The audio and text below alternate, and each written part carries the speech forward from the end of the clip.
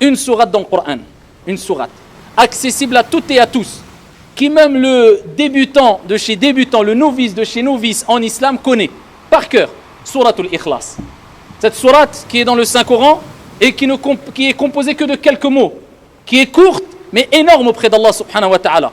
Allah dit dans le Coran, Bismillahir Rahmanir Rahim, Qul huwa Allahu ahad, Allahu samad, lam yalid wa lam yulad, wa lam yakul lahu kufuwan ahad.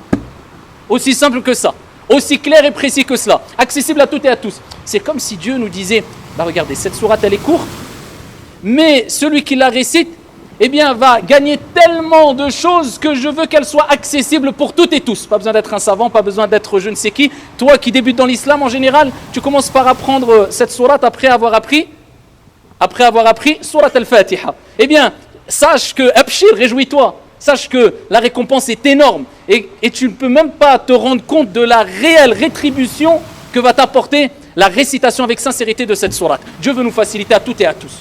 Tout le monde. Tu débutes, tu n'as pas beaucoup de science, bah, récite juste Surat al-Ikhlas. Et attends-toi à d'énormes récompenses et d'énormes mérites. Surat al-Ikhlas, pourquoi elle a été appelée ainsi? Donc cette sourate que je viens de citer, Qul huwa Allahu ahad, dit Allah est unique, Allahu samad. On ne peut pas traduire avec un mot, mais en bref, on donnera l'explication très brève, bien sûr, et résumée. C'est lui l'absolu. Lam yalid wa lam yulad. Il n'a pas engendré, il n'a pas été engendré. Wa lam yakul lahu kufuwan ahad, et nul n'est égal à lui. Elle a été appelée Surat al-Ikhlas. Le terme ikhlas et le terme khalis désignent la pureté et la purification. Pourquoi elle a été appelée ainsi? Tout simplement parce que celui qui va lire cette sourate, en la comprenant et en l'appliquant, il va purifier sa foi. Il va purifier son tawhid, sa relation avec Dieu, l'unicité d'Allah subhanahu wa ta'ala, sa croyance quant à l'unicité d'Allah jalla wa ala, sa conviction vis-à-vis de Dieu. C'est une purification cette sourate. Et ça nous montre l'importance de at-tawhid, l'unicité de Dieu. Mais quel type d'unicité? Simplement, c'est le fait de dire la ilaha illallah. Il n'y a de divinité qu'un Dieu unique, digne d'être adoré, qui est Allah. C'est de remplir certaines conditions. Et la principale des conditions, la plus importante, c'est al-ikhlas. C'est la sincérité, c'est la pureté. Quand on parle de sincérité, c'est la pureté. C'est-à-dire, ton intention, tu la purifies de tout ce qui est mauvais. Tout ce qui est les mauvaises intentions, le fait de plaire à autrui, de faire ceci pour autrui, tu purifies tout ça. C'est la purification, al-ikhlas. La sincérité, c'est le fait de purifier ton action, ton intention, ta volonté, tes désirs, afin de te rapprocher sereinement de ton Seigneur tabaraka wa ta'ala, comme il se doit. Eh bien, Suratul Ikhlas, c'est le but, c'est de purifier ton intention afin de concrétiser at-tawhid comme il se doit. C'est pour ça que Dieu rappelle l'importance de ses noms et ses attributs dans cette sourate.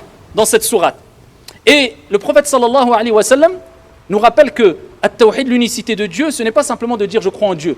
Il y a une condition que je vous ai dit précédemment, ici qui est la plus importante. Quelle est-elle? La sincérité. La preuve en est, le prophète il dit Man qala la ilaha illallah khalisan min qalbih dakhala al-jannah. Vous voyez la condition? Celui qui dit la ilaha illallah, regardez qu'est-ce qu'il dit? On revient encore vers quoi? Khalisan. Al-Ikhlas, Suratul Ikhlas.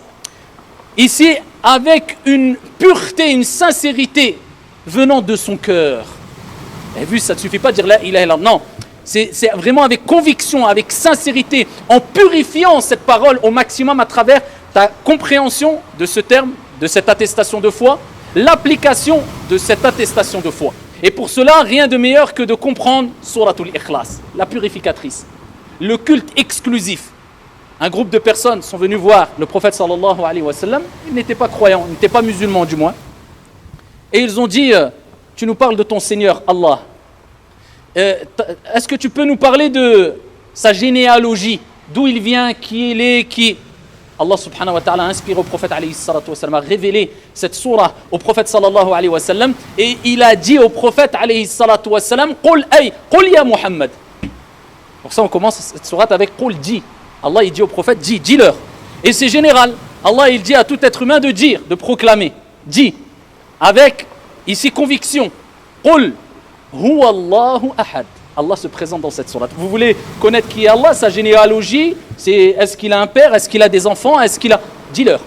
De manière très résumée. Pourquoi? Anzilun nas manazilahum. Allah il n'a pas révélé la plus longue sourate du Coran pour se présenter. Subhanahu wa ta'ala, il n'a pas besoin. Parce qu'avec quelques mots, Allah Jalla wa ala sait se représenter, s'exprimer de la meilleure des manières. Qul huwa Allahu ahad. Dis-leur, Allah, ahad, est unique. Et dans cette sourate, il y a 3 parties. La première, Qul huwa Allahu ahad. Allah Azza wa Jal rappelle qu'il est unique, donc il n'a pas d'associé. Allahu samad, il est l'absolu, il rappelle, comme on va le voir, que tout le monde doit l'implorer et tout le monde dépend de lui. Donc on a tous besoin d'Allah, il est unique, on a tous besoin d'Allah. Mais quelqu'un pourrait venir et dire, d'accord, il est unique, on a tous besoin de lui, mais il y en a d'autres qui ont atteint son niveau, d'autres divinités. Et bien il termine avec, lam yalid wa lam yulad, wa lam yakul lahu kufuwan ahad. Nul n'est égal à lui. Khalas, il a fermé toutes les portes. Qul huwa Allahu ahad. Allah s'est présenté avec ce nom qui est Allah. Et on retrouve ce nom, le nom d'Allah qui est exclusivement réservé à Dieu, à Allah, eh bien dans les endroits les plus importants, ad-du'a. Le prophète alayhi salatu wa sallam a entendu une personne qui a dit Allahumma inni as'aluka anni ashhadu annaka anta Allah, la ilaha illa ant, al-wahid al-ahad, al-fard as-samad, alladhi lam yalid wa lam yulad wa lam yakul lahu kufuwan ahad. Le prophète il a dit, il a cité, il a mentionné le nom à travers lequel si on demande à Allah ou on invoque Allah, Allah accepte. Et dedans il y a quoi? Surat al-Ikhlas dans cette dua. Et dans cette dua on retrouve quoi? Allahumma inni as'aluka anni ashhadu annaka anta Allah. Le verset le plus important du Coran, c'est quoi? Ayatul Kursi. Le verset du repose-paix, Ayatul Kursi. C'est le verset le plus important. Ce verset il commence par quoi? Allah. Allahu la ilaha illa huwa al-hayyul qayyum. La sourate la plus complète, la plus importante, Ummul Qur'an, la mère du Coran, Fatihatul Kitab, l'ouverture du livre d'Allah, elle commence par quoi? Alhamdulillah, Allah.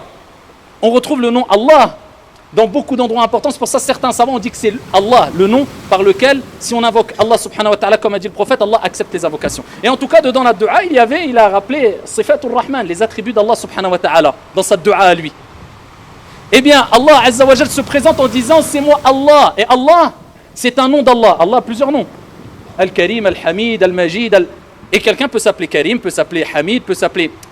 Mais par contre, Allah, c'est un nom d'Allah Jalla wa Ala qui est exclusif à lui. Pour rappeler vraiment l'unicité, l'exclusivité à Dieu. Qul huwa, dit, c'est lui Allahu ahad, l'unique. Allahu samad, c'est lui l'absolu. C'est quoi as-samad? C'est celui dont tout le monde dépend et implore l'aide alors que lui ne dépend de personne. C'est pour cela qu'on voit même des gens qui te disent je ne crois pas, eh bien la fitra, comme on le dit souvent, c'est-à-dire cette nature saine qui a été mise en chacun des êtres humains, qui quelquefois chez certains elle s'est quasiment éteinte, etc., qui reprend le dessus quand il y a des situations où on sait que, eh bien même l'homme le plus fort, même l'homme le plus riche, l'homme le plus intelligent ne peut nous aider. Situation catastrophique. Et les gens qui ne croient pas disent oh my God, oh mon Dieu. Quoi la fitra? Parce que quoi? Allahu samad. Et malheureusement, c'est qu'aujourd'hui on ne comprend pas bien c'est quoi As-Samad. Et que Dieu s'est présenté dans cette sourate afin de nous rappeler ici l'importance de ses attributs divins. As-Samad, c'est celui qui répond à celui qui lui demande et tu as besoin de lui que tu le veuilles ou non. Ça te rappelle que quoi? Quand tu as de gros soucis, de gros problèmes, de grandes demandes, eh bien demande-les avant tout à Dieu. Ensuite, eh bien adresse-toi aux causes parmi les êtres humains. Mais demande-le à Dieu avec ardeur, avec ferveur, avec conviction, avec le cœur, avec pureté dans ton intention et dans ta demande.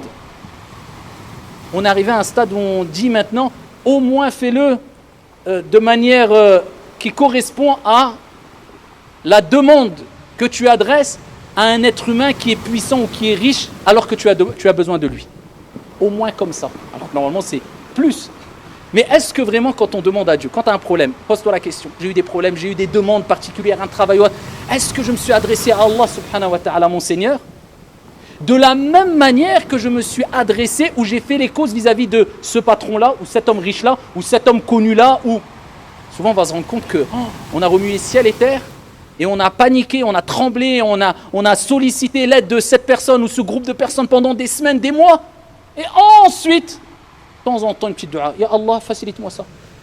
3 secondes pour As-Samad et 3 mois de cause pour Al-Abd, Al-Da'if.